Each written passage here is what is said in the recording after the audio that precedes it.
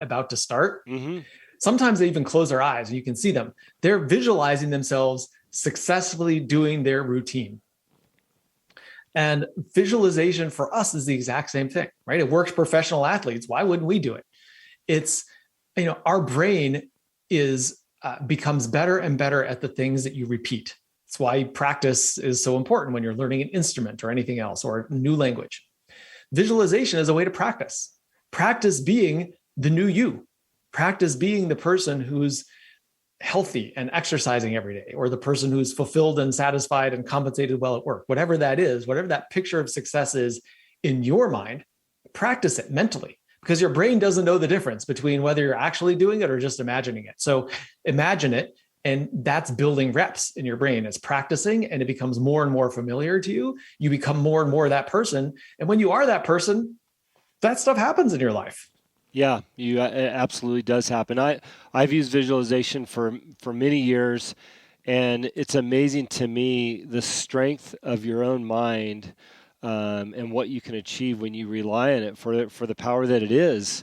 I don't Yeah. think people realize how strong their self-talk is and their self-visualization is until they actually start practicing it. Absolutely.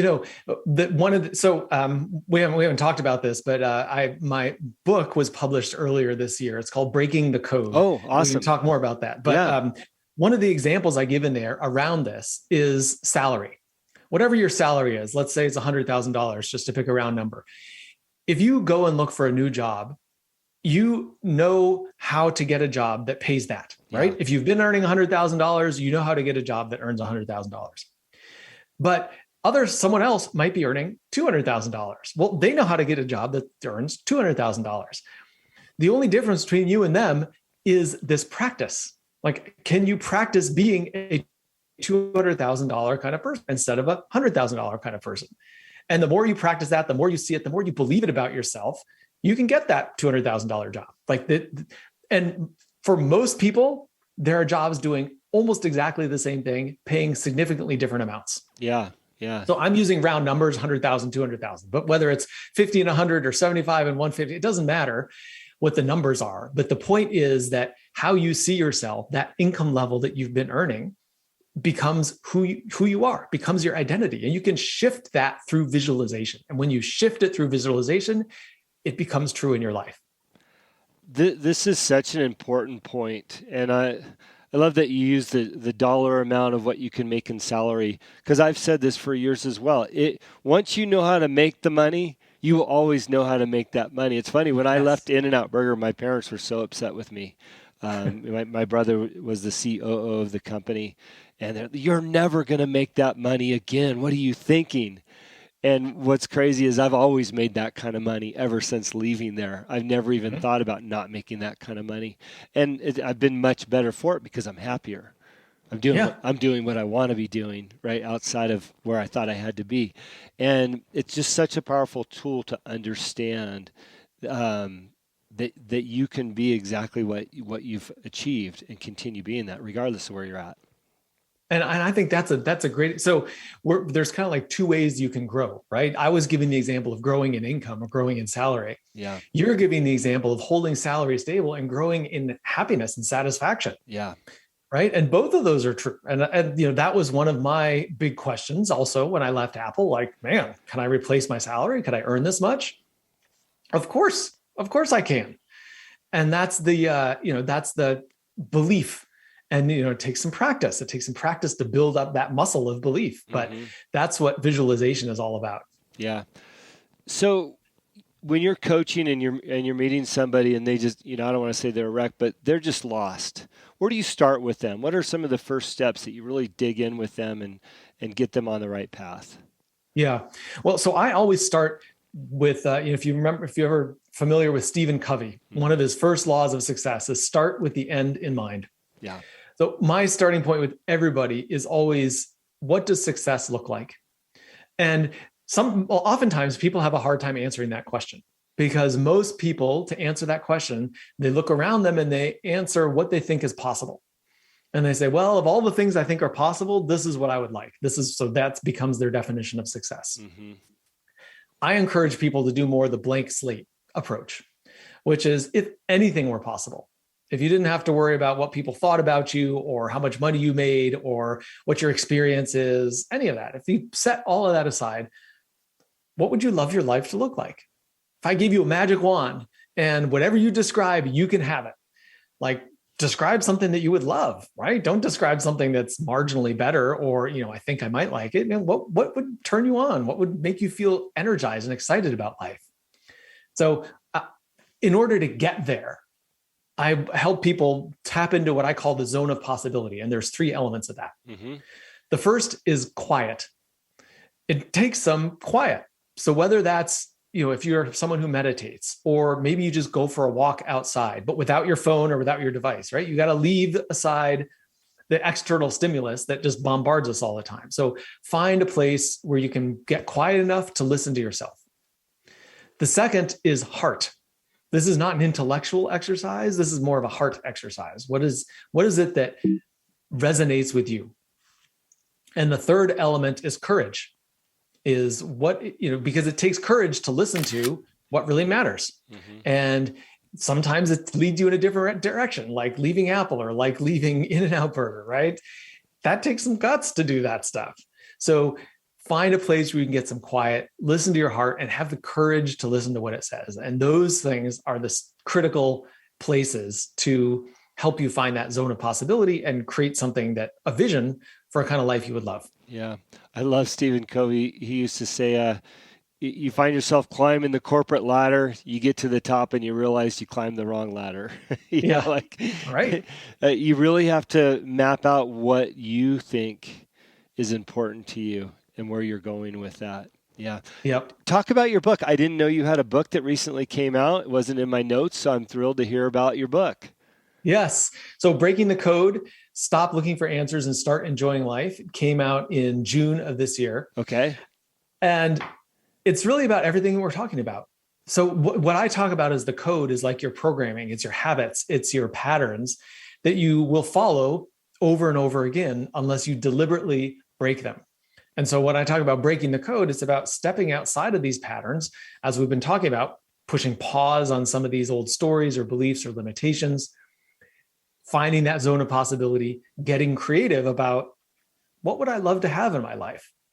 Because once you get that creativity, you can absolutely accomplish it. Yeah. Yeah. Rusty, talk about, and I don't want to over deliberate on the last year and a half, 2 years we've all been through with the pandemic and everything that's gone along with that. But the reality is there's a lot of people out there that lack motivation right now, lack interest in doing more, lack the desire to be creative because of, this dark cloud upon us. But I've looked at it the exact opposite. I've had 2 of the best years of my life since the pandemic because I've refused to allow that to change where I'm heading. How are you advising people to approach a time like right now? And how have you gotten through it? Because I can see the light is shining through the Zoom call with you. Like, I know you're happy. I am. And I'm more in your camp, which is, we have a choice. We all have a choice about how we want to respond to what's going on around us. And this is true in anything that's going on in our life. There's the stimulus. There's the thing that's going on outside in the world that impacts us. But we own how we respond to that. I heard someone say a while ago this thing that I just thought was so great, which is burnout and feeling tired and all of that. It's not about doing too much. It's about not doing enough of the things that refuel you. I just think that's so important, especially in this time of COVID, because COVID has stripped away a bunch of stuff. Yeah. Well, what is really done, I believe, is reveal what was there all along. And if for those people who are feeling unmotivated, I'm betting that there was some hint of that lack of motivation before COVID, but it was easy to cover up when you were going to the gym and you're going out with friends and out to eat and all the stuff that we did. Strip away some of that distraction and what's left. It's like, oh man, there's something missing here. Yeah. I'm not as fulfilled as I want. So what's missing, it's not that you're doing too much, or it's not that you're not able to do the things that you want to do. It's that there's something in there that's like that you're yearning for. And I'll be honest, there's a part of me that doesn't want to investigate that. Sure. Right? There's a part of me that's like, oh, it's uncomfortable to look at that thing that is yearning in me, that desire. But if you don't have the courage to look at it, it's like an itch that you can never scratch and it never goes away. Yeah. But if you have the courage to look at it, you're going to learn from that, and you're going to see, what is it that is important to me in life? What makes a good life? Right? We only get one life, and we've just been through 2 years of something that feels like this limitation. But hey, you got to ask yourself, this might go on for 2 more years. What do you want to make of it? What's important to you? What would make a good life? And how do you lean into that and do more of it? Because I'm a firm believer, the only thing between you and what it is that you want is your willingness to say yes and go for it. Yeah. Well said. Well said. And I think if somebody takes the time to follow your 3 steps and figure out where they want to be, it's similar to what I do. I place a heavy burden on my own values, which in order of God, family, health, giving back, time, and then business is last. And so when I mention I've had the best 2 years of my life, well, one of my top values is my family.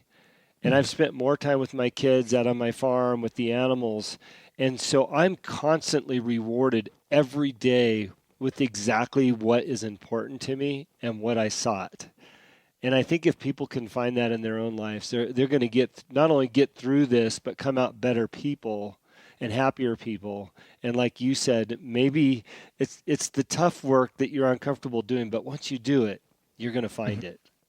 Yeah. And I would just add, like, back to this idea of breaking the code, right? Which is the title of my book. But I think so many of us have been programmed to think that life should be a certain way. Yeah. Right. And I'm thinking about what you just described. And there's a part of that resonates with me too. When my son was doing school from home, he was on Zoom. There's a part of me that was stressed. I'm like, how am I supposed to work? I've got work to do. And I've got to do all of this. And yet family is what more important to me than work in the grand scheme of things, right? That doesn't mean I make every decision that way, but in the grand arc of life, family is more important. So how do I shift my belief? How do I break the code of I've got to work, and enjoy the fact that I'm with family? And so I'm not saying this stuff is easy, right? And I live through it just the same as anybody else does. But it's, remembering what's important to you and taking action on it. Yeah. Yeah. That's wonderful. Hey, we burned through 30 minutes real fast. How can people find your content? Where can we get that book? I'm excited about reading that book. What's your website and how to get a hold of you? Absolutely. So best way to reach me is you can check out my website. It's rustygaillard.com. Hopefully we can stick that in the notes as well, because the spelling of my name is somewhat unusual. It's Gaillard. So it's Rusty, Rusty, Gaillard, Gaillard.com. Yep. My book, Breaking the Code, is on Amazon. So you can get it on ebook, you can get a paperback, and also an audiobook. So if you search on Amazon, I suggest searching for Breaking the Code Rusty, because there are other books with that same title, and that will bop mine up to the top. And you can also find me on LinkedIn. I don't do a lot on other social media channels, but I'm on LinkedIn all the time. So you can find me there as well. God, speaking of social media channels, I was so relieved the other day when Facebook and Twitter went down. I was like, yes, we got a break today. But then it came back, and here we are. Yes, I know. Rusty, thank you so much for being on the show. We look forward to checking in with you in the future. Thanks, Jim. It was great. Thank you for listening to today's show. It is my pleasure and honor to interview all of the guests that have been on the Answer is Yes podcast. If you have enjoyed the show, please go on iTunes and subscribe, give a rating, or simply tell a friend about the show. We also believe in the message of our guests and the positive influence of their stories. As my own mentor and coach, David Meltzer, has taught me, spend some time every day thinking and writing about the things in your own life that you have more than enough of. You will find out how blessed we really are. Please visit my website, livelifedriven.com, for the latest updates about me and what I'm doing. Plus, I post a monthly blog about the many topics on this show. This podcast can also be found there. As I learned early on in life, what you believe